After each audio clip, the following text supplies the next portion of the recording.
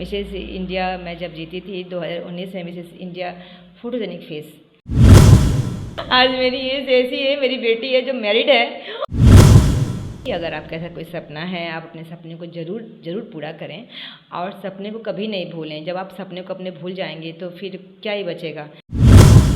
हम बिहार वाले ज़्यादातर ऐसे नहीं हैं, हमें अपने संस्कार का पूरा पता होता है।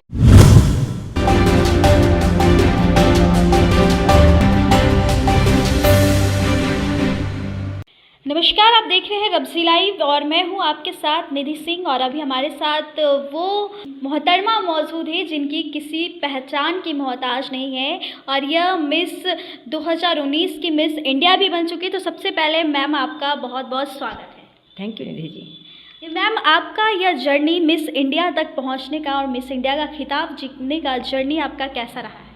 बहुत ही अच्छा रहा, शानदार। मिसेस इंडिया मैं जब जीती थी 2019 में, मिसेस इंडिया फोटोजेनिक फेस, और 2021 में मिसेस ग्लोबल, और उसके मिसेस एशिया 2021 में, और 2023 में मिसेस ग्लोबल विनर। मैम, आपने इस जर्नी में जाने, क्योंकि हमारा बिहार वो शहर है जहाँ से लोगों की यहाँ पे जाने की सोच नहीं होती है, तो आपने क्या सोचकर मतलब इस फील्ड को चुना? क्योंकि काफ़ी टाइम पुराने की बात है कि आप तभी से आप इस फील्ड में हुई हैं। हाँ, मैं सोचती तो नहीं थी कुछ ऐसा, लेकिन शौक़ तो था। एक टाइम में शौक़ ऐसा था, छोटी थी मैं जब, तो मैं घर में भी मैं फ़्रॉक पहन के भी मैं रैंप वॉक करती थी, देख कर टीवी पर। हाँ, तो चलती है तो मैं भी ऐसे करती थी, फिर वैसे करती थी, तो मैं ऐसे, तो एक मेरा अंदर से ये था कि मुझे वैसे चलना है। अब मैं उस वक्त मैं नहीं जानती थी कि इसे रैंप वॉक बोलते हैं। कितने साल की उम्र से आप स्टार्ट की थी? ये मेरा खुद का जो एक जुनून था वो 12 साल का ही था। 12 साल? और आज क्या हो रही है मैम आपकी? आज मेरी एज ऐसी है, मेरी बेटी है जो मैरिड है। बेटी आपकी मैरिड है? यस। Oh my God. तो अब मगर मैंने जो शादी के बाद मेरी ये जो बचपन की जो मेरी एक चाहत थी वो कहीं ना कहीं ख़त्म हो गई थी। मैंने इस सपने को जीना छोड़ दिया था घर परिवार के चक्कर में, लेकिन जब मौका मिला तो मैंने इसको वापस से एक बार जरूर ट्राई करने का सोचा और मैंने किया। ओह माय गॉड मैम, तो आप तो मुझे एक बहुत बड़ा शॉक न्यूज़ दी है। और सबसे पहले तो मैं ये सवाल करना चाहूँगी मैम कि बिहार और ख़ास करके बिहार को हमेशा लोग एक पिछड़े नज़र से देखते हैं और लोग सोचते हैं कि यहाँ से कौन ही इस फील्ड में निकल पाएगा। तो यहाँ पे वो जो लोग मौजूद हैं उन लोग का अगर सपना हो इस क्षेत्र में जाने के लिए, उसके बारे में आप क्या कहेंगे? मैं यही बोलूँगी कि अगर आपका ऐसा कोई सपना है, आप अपने सपने को ज़रूर पूरा करें और सपने को कभी नहीं भूलें। जब आप सपने को अपने भूल जाएंगे तो फिर क्या ही बचेगा। तो एक नॉर्मल सी लाइफ होती है, आपके अपने सपने होते हैं, अपने उसको जीने का, उसको वहाँ तक पहुँचने का एक जज्बा हर किसी में होता है, लड़का लड़की हर किसी में। तो अगर आपको मौका मिलता है तो आप एक बार ज़रूर अपने सपनों को साकार कीजिए और अपने लिए स्टैंड लेना सीखिए और अपनी बातों को हर किसी से शेयर करना, मतलब फैमिली में शेयर करना, और अपने सपनों को साकार करने की बातें कीजिए। और आई थिंक कि वो मना नहीं करेंगे, क्योंकि ये लाइन बुरा तो नहीं है। बिल्कुल। और आपका इस लाइन क्षेत्र में जाने के बाद आपको किन किन लोगों को सपोर्ट मिला है? ज़्यादा लोग नहीं है मेरे फैमिली में। मेरी बेटी है तो उसने मुझे बहुत सपोर्ट किया है, और मेरे हस्बैंड भी सो ठीक है।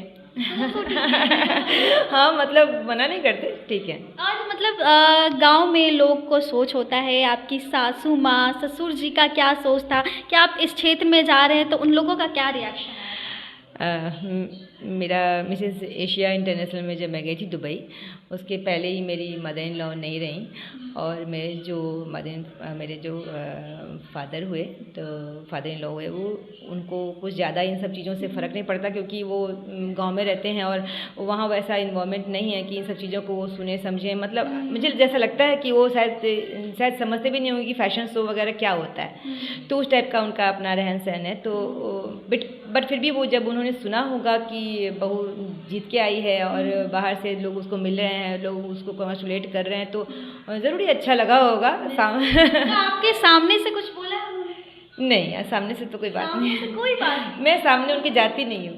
ओके, मतलब अभी भी है आप में जो लिहाज होता है, बोलते हैं कि ससुर के सामने ना जाए, सास के सामने इस तरह से रहें, तो आप भी उस तरह से ही मानती हैं? जी, मैं मिथिला की बेटी हूँ, तो मैं अपने संस्कार जानती हूँ। मतलब बहुत सारे लोग बोलते हैं कि आप उस पोजीशन पे चले जाएंगे जहाँ पर अपने घर आने के बाद वो संस्कार तो है ही। अरे ऐसा नहीं है, हम बिहार वाले ज़्यादातर ऐसे नहीं हैं, हमें अपने संस्कार का पूरा पता होता है। बाहर जाके कितना भी कुछ भी कर लें, पर जब हम अपने घर पे आते हैं तो सभी हमें फिर से वैसे ही दिखाई पड़ते हैं और फिर से हम वापस खुद भी उसी रूप में आ जाते हैं। तो हमें उसमें एक रियलिटी लगती है और हमें उसमें एक बहुत चैन सा लगता है, अच्छा लगता है। अच्छा, एक सवाल और है मैम कि हमारे बिहार में बहुत सारे लोगों का सपना होता है कि काश मैं अमिताभ बच्चन से मिल लेता, काश मैं इस सेलिब्रिटी से मिल लेता। तो आपको क्या ऐसा लगा था स्टार्टिंग में कि आप किस सेलिब्रिटी से ज़्यादा मिलना पसंद करती हैं? सही बात बोला आपने। मुझे बचपन से शौक़ है, मतलब जब मैं अमिताभ जी की और रेखा जी की मूवीज़ देखती थी तो मुझे लगता था मुझे इन दोनों से मिलना है, रेखा और अमिताभ से।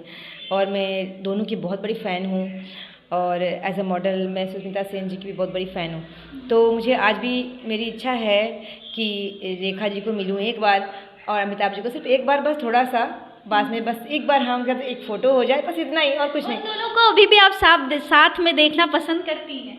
बिल्कुल, अरे उनकी जोड़ी बहुत हिट रही है, क्यों नहीं मैं देखना पसंद अब करूँ। तो वो दिखते ही नहीं है साथ में। ये उनका पर्सनल अपना खुद का मामला होगा, बट एज एन ऑडियंस मैं उनको पर्दे पर देखना हमेशा से पसंद करती हूँ और आज भी करती हूँ।